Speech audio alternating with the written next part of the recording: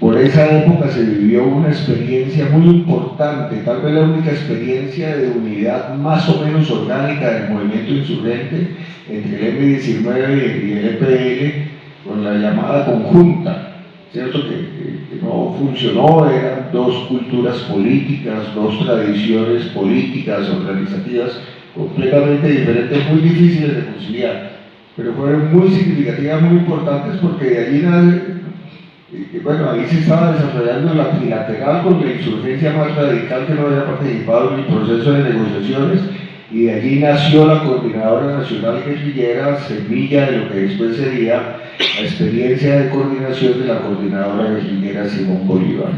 Entonces, este proceso de paz, de negociación política, tiene que ver con las únicas tentativas que llegaron a tener una expresión orgánica de construcción de unidad del movimiento revolucionario, que no logró consolidarse, que no pasó más allá de la coordinación, que no llegó a desarrollos como estuvo, por ejemplo, en El Salvador, y que desafortunadamente llevaron a los procesos de paz parcelados que hemos conocido y con los cuales la insurgencia va a desaparecer en Colombia, porque nunca logramos hacer una negociación conjunta con la suficiente fuerza política para haber cambiado la correlación de fuerzas políticas, no por la vía militar, sino por la vía de la acción política.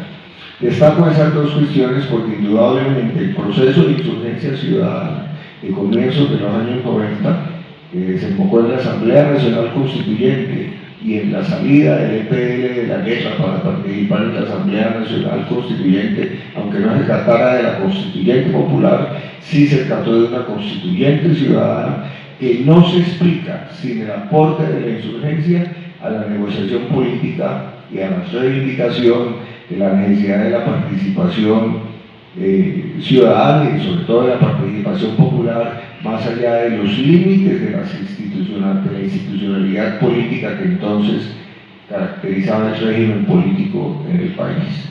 Indudablemente la Colombia de hoy no hubiera sido posible con la experiencia que tenemos del gobierno del cambio, de las tentativas de una transición política hacia la democracia y a una paz más justa, sin todas esas experiencias del movimiento insurgente.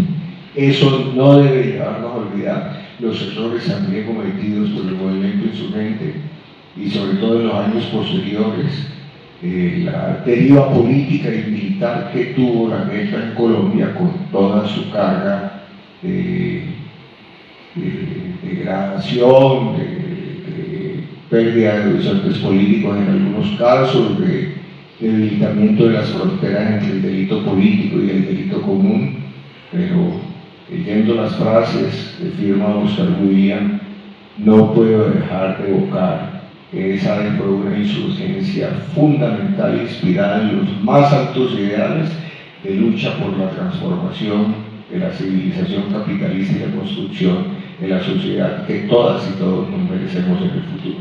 Gracias.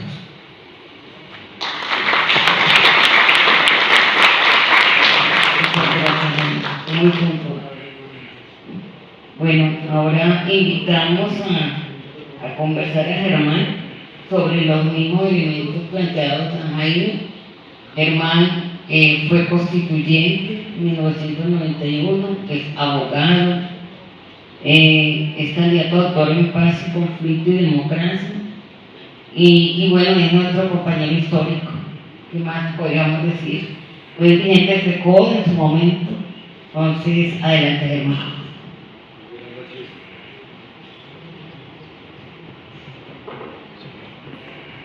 Muy buenas noches a todos y todas. Yo quiero iniciar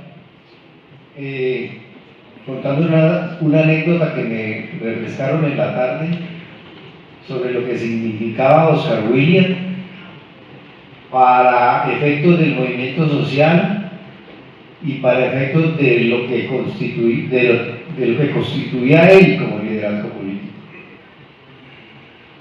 Me lo contó el estudiante del Colegio Académico de Cartago, me lo recordó.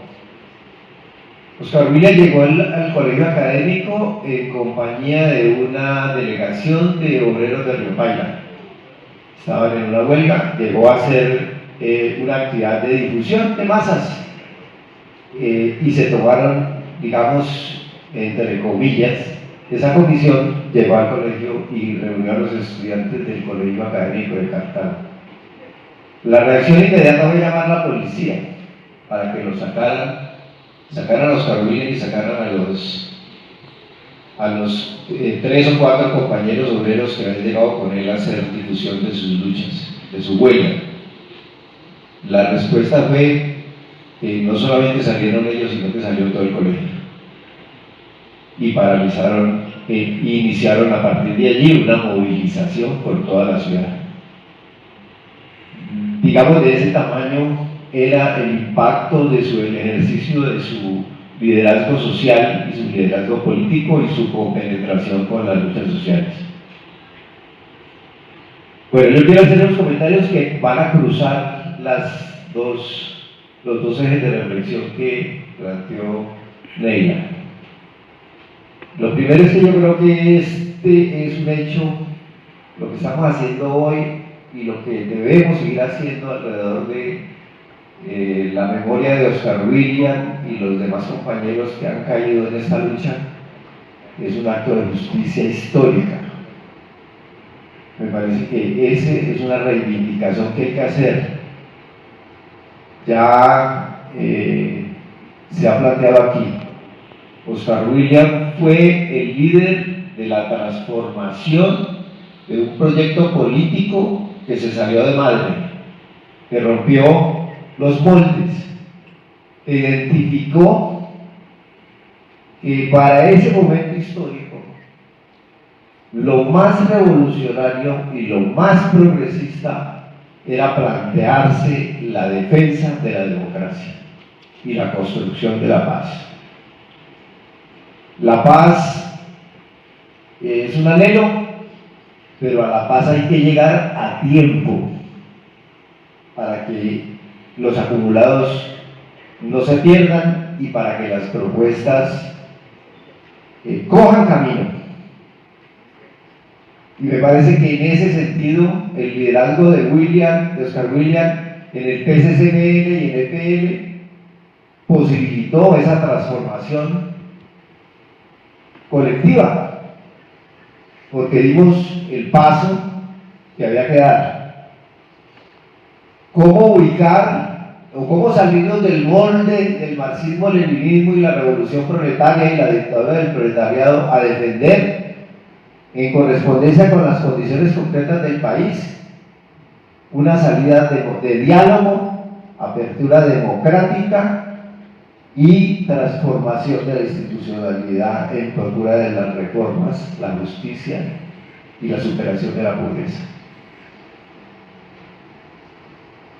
Los ejes ya están claros: diálogo, apertura democrática a través de una propuesta de unidad que no parte solamente de entender las transformaciones como un asunto de los revolucionarios, sino que le plantea un puesto a los demócratas y a los progresistas para que conjuntamente actuemos. Yo lo rescato porque su propuesta de reforma de Asamblea Nacional Constituyente o el liderazgo que asumió en nombre del partido, del EPL y de todos los que estábamos participando de ese proyecto alrededor de la propuesta de Asamblea Nacional Constituyente tiene una lucidez enorme. Si revisamos los discursos y lo poco, digamos, o la literatura que hay de esa época y de esos planteamientos que lideró Oscar William, encontramos que hay una plena coincidencia con los ejes de debate de la Asamblea del 91.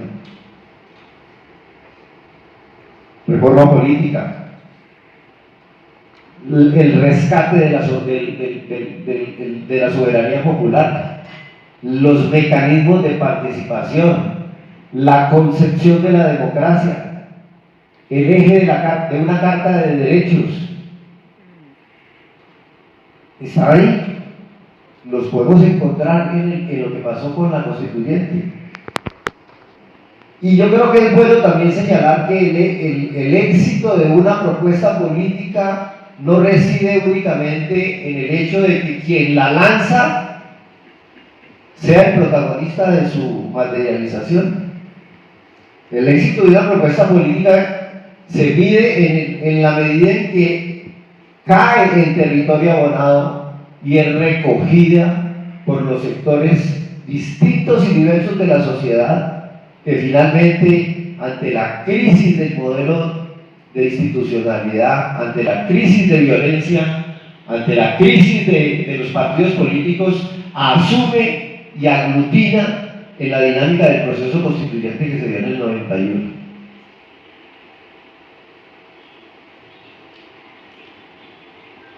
Finalmente yo quiero decir que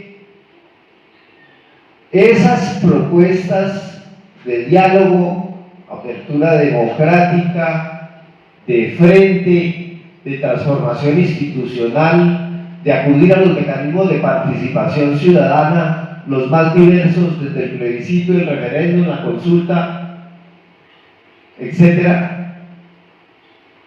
no se materializó con el mero hecho de haber realizado la asamblea y expedido una carta.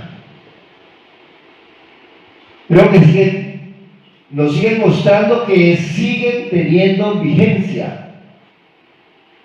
Este país no ha logrado encontrar una solidez para el funcionamiento de la institucionalidad democrática.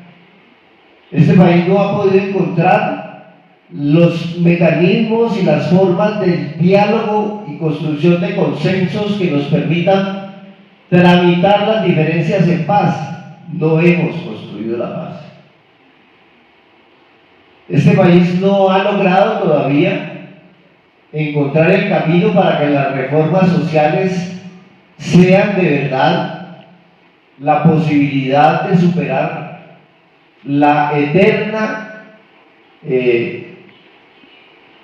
irregular distribución de la riqueza del país, la inequidad.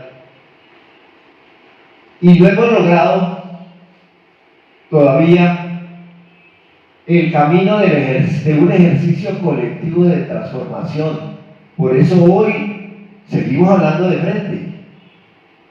No hablamos de frente popular, pero hablamos de la necesidad de un frente amplio. O sea, estamos en deuda con las propuestas que se abrieron paso a partir de la iniciativa que lideró Oscar William en el proceso de transformación de la organización política PCCML y EPN. No solamente en ese escenario, sino en el escenario de la construcción de la unidad más allá de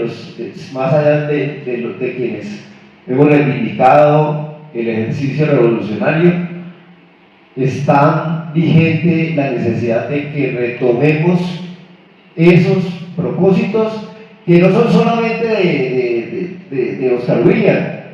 Tenemos muchos dirigentes que han cegado su vida también en este proceso, pero que los exigen, porque todavía no hemos logrado materializar el sueño de una Colombia que dialogue, de una Colombia que viva en una institucionalidad democrática, de una Colombia que le dé posibilidades a los menos favorecidos de vivir en unas condiciones de mayor equidad.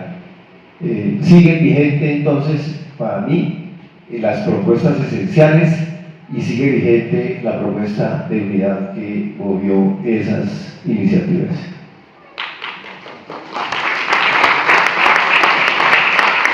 Muchas gracias.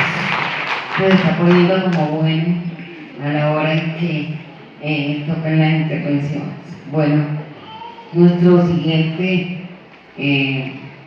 conversador, así lo denomino, que estamos en una conversación entre compañeros y compañeras, es Álvaro Villarreal Sarmiento, politólogo, especialista en resolución de conflictos, docente universitario y cursó una maestría en Derecho en la universidad, investigador de los procesos de paz en Colombia, y pues tienen los mismos elementos planteados, y al son 7 minutos. Por favor, me avisas cuando vayan 6. Primero saludar la importante presencia, una presencia muy calurosa, muy histórica, y también otras diversas personas, y también dar agradecimiento a los centros de memoria y a quienes nos han hecho posible esta jornada y las que estamos realizando en otras ciudades. Sin preámbulos, quiero dar algunos puntos bajo esas pautas que se nos señalan. Pero obviamente es el caso, primero y ante todo, decirlo en una perspectiva personal y colectiva, pero de lo que significó como persona Oscar, y Oscar ante todo porque es una persona que trascendió en la historia del país, en sus procesos, en sus procesos de paz, en sus demandas de democratización, pero también a Ángela Trujillo y también a Alejandro Arcila. Creo que perdimos 3 valiosos jóvenes y creo que fue un hecho muy duro. Pues desde luego todos quienes hemos circulado ahorita de una u otra manera conocimos a Oscar. Yo estuve en célula con él en el comité regional, con Germán también compartíamos con él en el comité central. En el periodo de la tregua creamos un centro de estudios que trabajó en equipo con la Vocería Nacional y hicimos una gran campaña por la Asamblea Nacional Constituyente entre 1984 y 85. Conocimos a Oscar desde antes de ser un dirigente público, desde la clandestinidad. Y conocimos también su ímpetu, su inteligencia y su aporte fundamental. Me tocó también la página dura de haber ido el día del atentado contra estos 3 amigos. Nos fuimos 3 personas y fui quien logró entrar y constatar que habían sido muertos. Fuimos capturados incluso algunos días, hasta nos investigaron como irónicamente si fuéramos sospechosos de lo que había pasado en esos hechos. Oscar, Alejandro, Ángela, muchos, miles, fueron generaciones entre los años 60 y 80 que se movilizaron por la revolución en Colombia.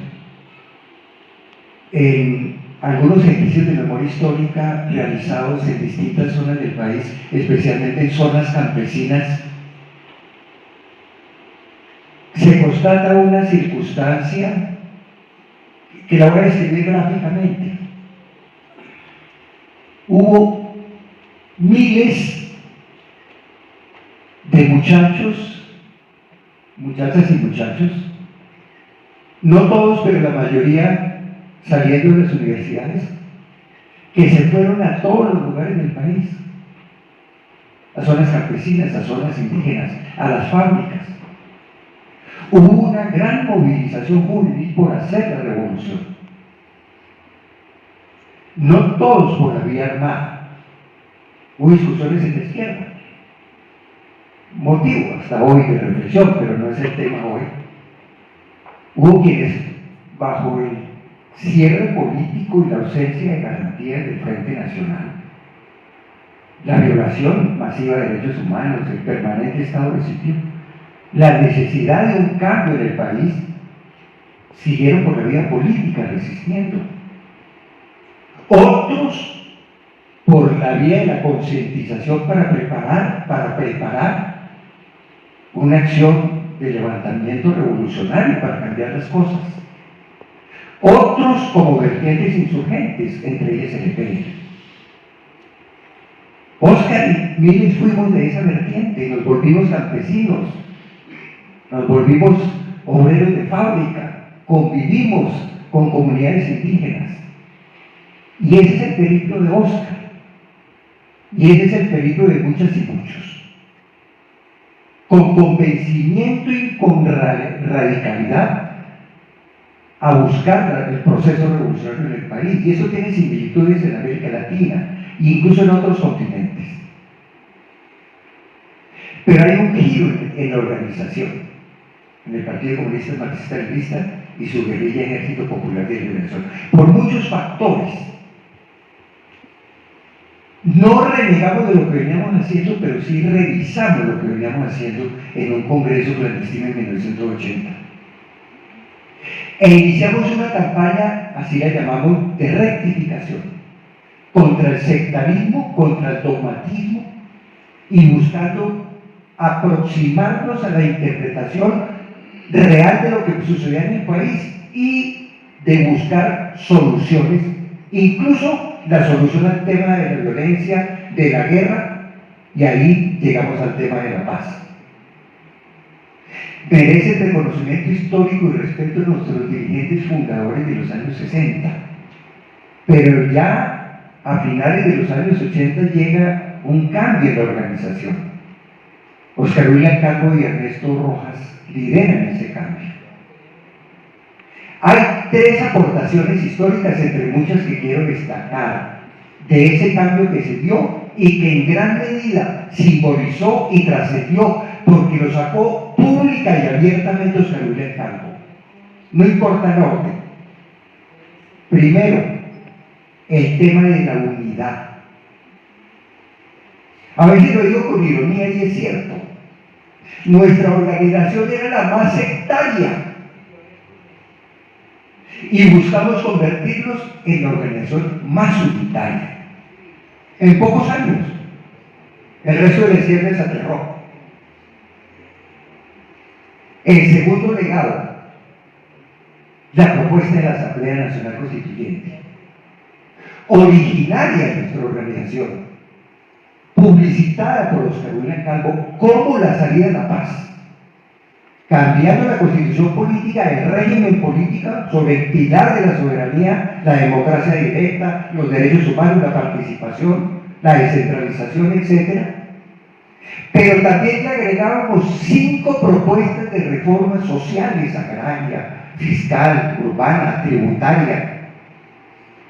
Es decir, construir la paz con cambios en democracia. No solo en lo institucional, no solo en lo político, también en lo social. Y el tercer elemento, el tema de la paz. Solucionar la guerra. Y estoy de acuerdo con la idea de Germán. Y la quiero decir de esta manera.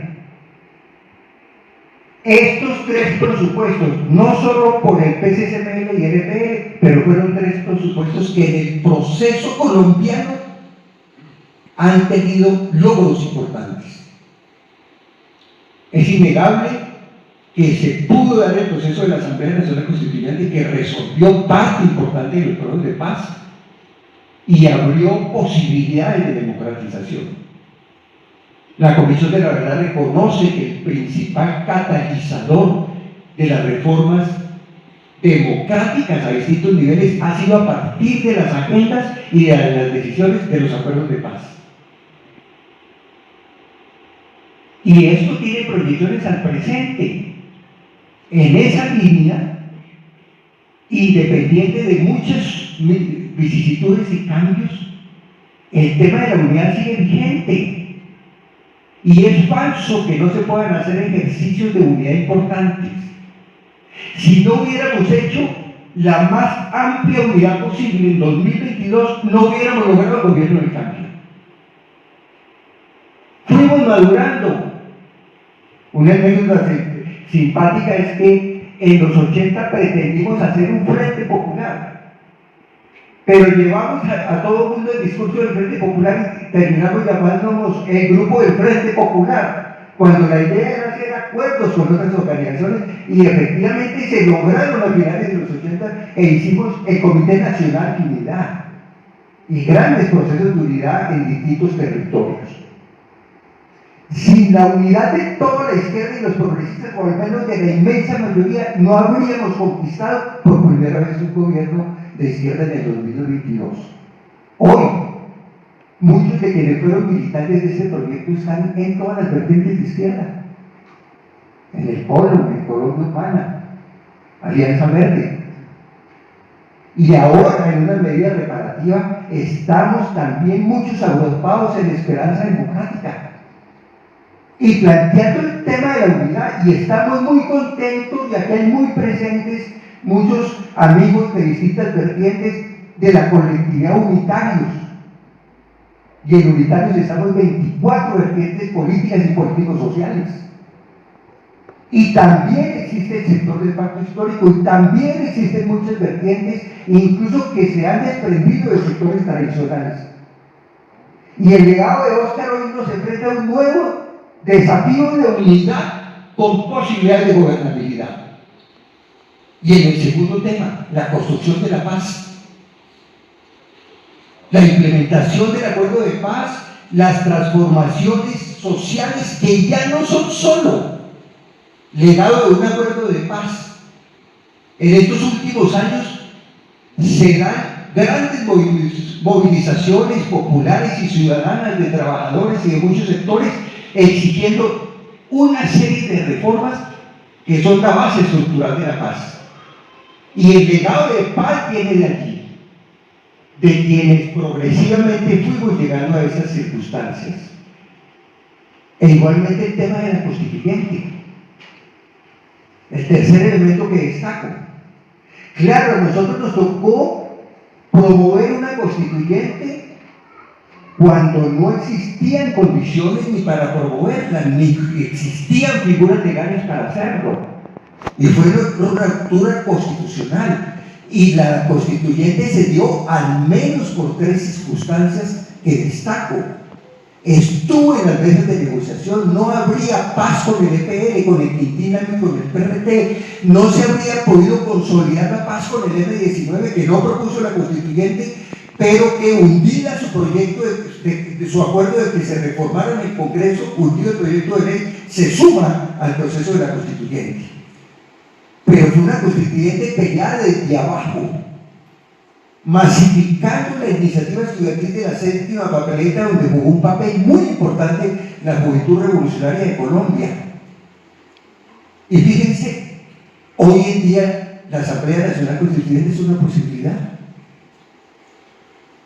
Ya no porque no exista su posibilidad, ya es una figura de la Constitución, con el plebiscito, con el referendo, con el voto programático, con las consultas populares. Y está en la agenda. Y está abierta una discusión positiva y constructiva, y puede haber incluso pronto una nueva constituyente ajustando, actualizando y profundizando una serie de cambios. Y termino también en ese sentido diciendo: el legado de Óscar William es un legado vivo, es un legado que trasciende, es un legado de quienes compartimos con él. Debemos seguir con coherencia de cara a los retos del presente. El caso de Óscar William Calvo y otros muchos no deben quedar en la impunidad.